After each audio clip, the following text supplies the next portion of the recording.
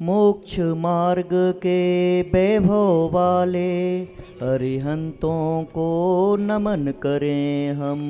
नित्य निरंजन आनंद दाता सिद्ध प्रभु को नमन करें। पंचाचार विभूषित गुरु सूर्य गुरु को नमन करें हम। शास्त्र प्रकाशी ज्ञान प्रकाशी बुझायों को नमन करें हम।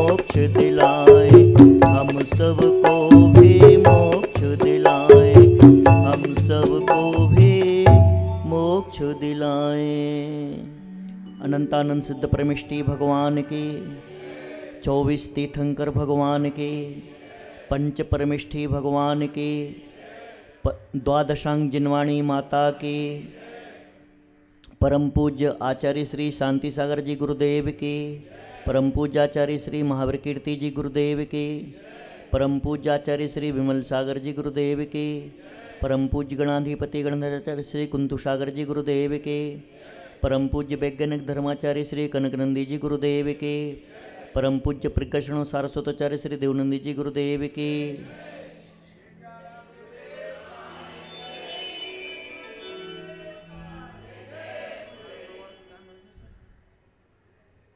पूर्व जन्मों में किए गए कर्म संसार में चाहे सामान्य पुरुष हों चाहे महापुरुष हों, वह अपना फल देने में चूकते नहीं हैं। राम महापुरुष थे, परंतु उनके जीवन में भी जब सीता का हरण हुआ उस समय उनकी व्यथा अत्यंत दीनहीन और निराशा भरी थी। वे कष्ट में थे, परंतु फिर भी उनके जीवन में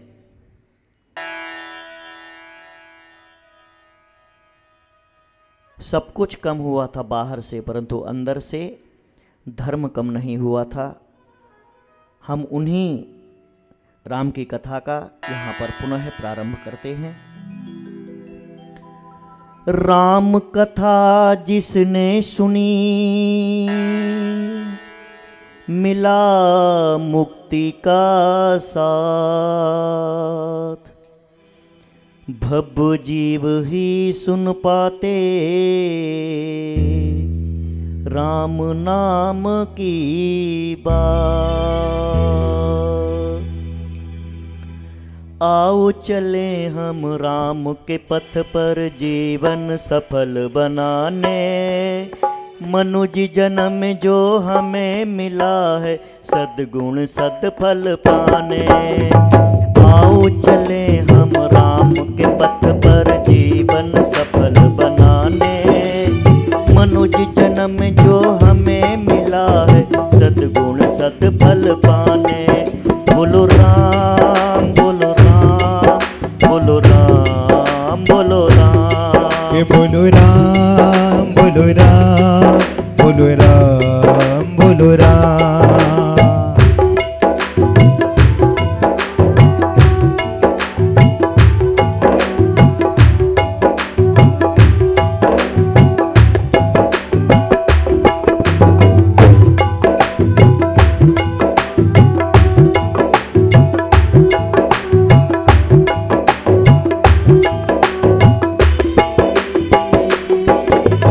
कर्मों का फल जैसा भी आया, राम सिया ने निभाया।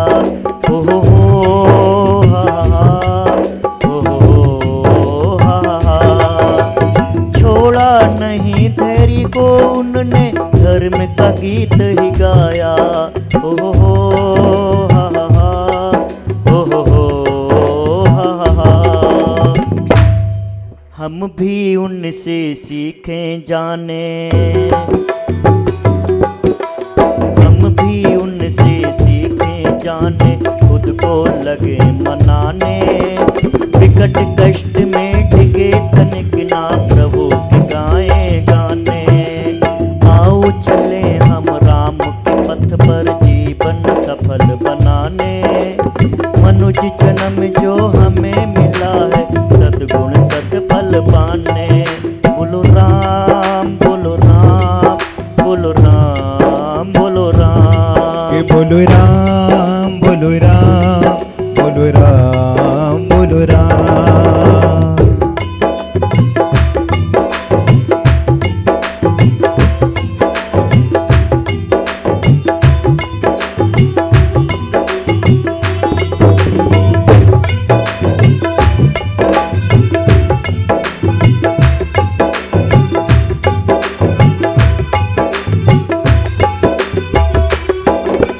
महलों में जंगल में उनने आगे बढ़ना सिखाया। ओहो हा ओहो हा। मन की दृढ़ता से तीनों ने श्रद्धा विश्वास बढ़ाया। ओहो हा। अपने रहे या रहे पराए, अपने रहे या रहे पराए, उनने भेद न जाने। पर उपकार और प्रेम भाव से सबको गले लगाने। आओ चले हम राम के पथ पर जीवन सफल बनाने। मनुज जन्म जो हमें मिला है, सद्गुण सद्फल पाने। बोलो राम बोलो राम बोलो राम बोलो राम। बोलो राम बोलो राम बोलो राम बोलो राम। बोलो राम बोलो राम बोलो राम बोलो राम। बोलो राम बोलो राम बोलो राम बोलो राम। राम दुखी हैं, बड़े चिंतित हैं और सीता का नाम पूछते पूछते बड़े दुखी हो रहे हैं। और उधर लक्ष्मण युद्ध लड़ रहा है। उस युद्ध में अचानक खरदूषण का पहले का शत्रु आ जाता है और लक्ष्मण के साथ मिल जाता है। उस भयानक युद्ध में अनेक रथ घोड़े हाथी जनधन का नुकसान होता है। और तभी लक्ष्मण मौका देख करके जो सूर्यहास खड्ग उन्होंने प्राप्त की थी, उस सूर्यहास खड्ग के प्रहार से खरदूषण को मार डालते हैं। खरदूषण को मार डालने पर सारी सेना में क्षोभ हो जाता है, इधर उधर भागने लगती है। तब लक्ष्मण और बराधित कहते हैं कि डरो मत, आओ मेरे साथ। इधर लक्ष्मण वापस जाकर देखते हैं कि ना भाई है ना भाभी है, ना जाने कहां चले गए। आगे बढ़ते हैं, ढूंढते हैं, भैया भैया राम कहां हो तुम? भैया राम कहां हो तुम? सीता मैया, हम तुम्हें यहां छोड़ करके गए थे, कहां पर हो? राम आगे और लक्ष्मण पीछे। लक्ष्मण जाकर के राम को देखते हैं कि राम तो बड़ी दुखी हैं, आंसू बहा रहे हैं। बात क्या है? तब राम कहते हैं कि भैया सीता का मालूम नहीं चल रहा, सीता कहां चली गई?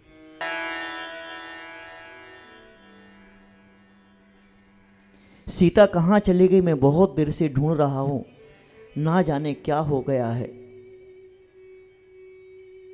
लक्ष्मण कहते भैया ऐसा कैसे हो गया?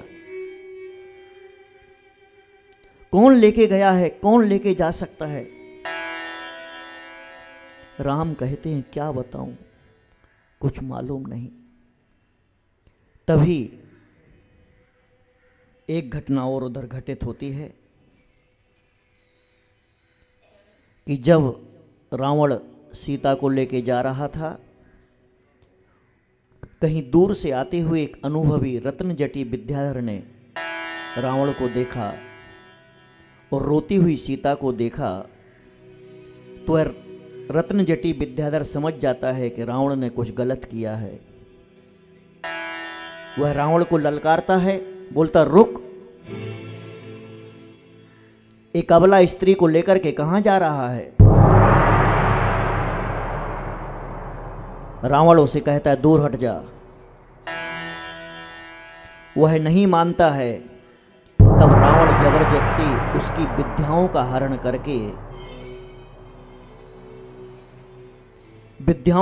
करके उसे कंबू नाम के एक पर्वत पर छोड़ देता है। और इधर विराधित राम लक्ष्मण के पास आता है और कहता है कि सैनिकों को कहता है कि 10 दिशाओं में जाकर के सीता का मालूम करो। 10 दिशाओं में सैनिक भेजे जाते हैं, परंतु कुछ समय पश्चात सब खाली हाथ लौटते हैं।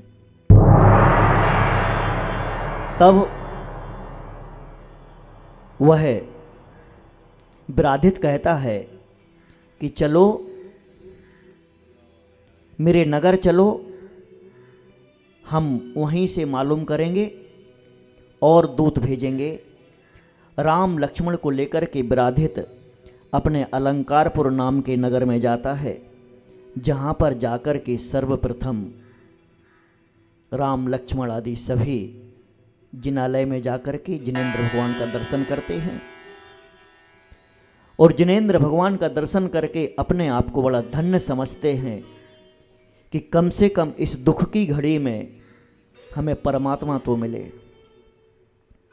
हमें भी अपने जीवन में यही सोचना चाहिए कि कितना भी कष्ट और कितनी भी विपरीत परिस्थितियां हों, अगर हमें प्रभु मिल जाते हैं तो समझना कि दुख कम होने वाले हैं।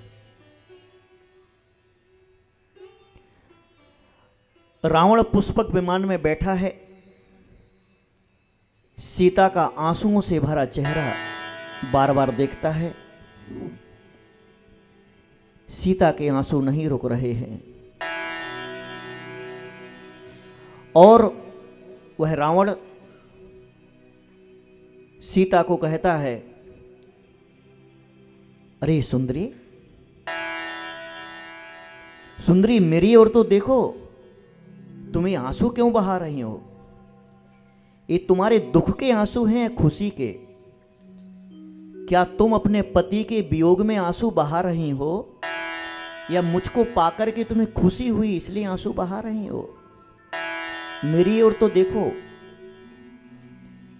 इस दास के मुख पर एक नजर तो डालो सुंदरी। फिर कहता है, अच्छा नजर नहीं डाल सकती हो, मुझको देख नहीं सकते हो, तो कम से कम अपने पैरों से इस दास के मस्तक पर एक आघात तो कर दो, मुझे वो भी मंजूर है तुम्हारे प्रेम के लिए। मैंने तुम्हें मुश्किल से पाया है, सुंदरी मेरी ओर नजर डालो। सीता कहती है, सीता उस समय कहती है, अरे दुष्ट, एक अबला नारी के साथ तेरे लिए ऐसी बातें शोभा नहीं देती, तू दूर हट जा। यह जो तूने कार्य किया है ये तेरी अपकीर्ति और नरक दुर्गतियों का कारण है, तू दूर हट जा, मैं तेरे लिए देखने में समर्थ नहीं हूं। रावण का प्रेम से आहत चित्त बार बार सीता के इर्द गिर्द आगे पीछे घूमता था, बार बार मनाता था, तुम मेरी बात मान जाओ सीता, अब तुम्हें बचाने वाला कोई नहीं है, अब तुम्हें एकमात्र मेरी ही शरण है, तुम मेरी बात मानो और सुनो। सीता बार बार तिरस्कार करती थी, दूर हट जा, मैं तेरा चेहरा देखना नहीं चाहती हूं, तू परेशान मत कर मेरे लिए। तिरस्कार करने पर भी वह रावण मुस्कुराता रहता था, हंसता रहता था।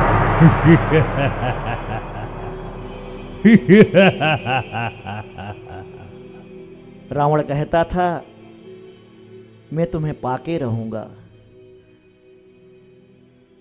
रावण ऐसा तिरस्कार में भी मुस्कुराता था, और ले जा करके जब वह लंका पहुंचता है तो लंका नगरी में रावण का बड़ी भारी संपत्तियों के साथ तोरण द्वार बंधे हुए हैं, जगह जगह मंगल गान हो रहे हैं, वाद्य यंत्र बज रहे हैं, संगीत बज रहा है, फूल बरस रहे हैं और उसका स्वागत किया जाता है। और वह पत्नी से डरने के कारण कैसे बताएगा कि किसी का हरण करके लाया है।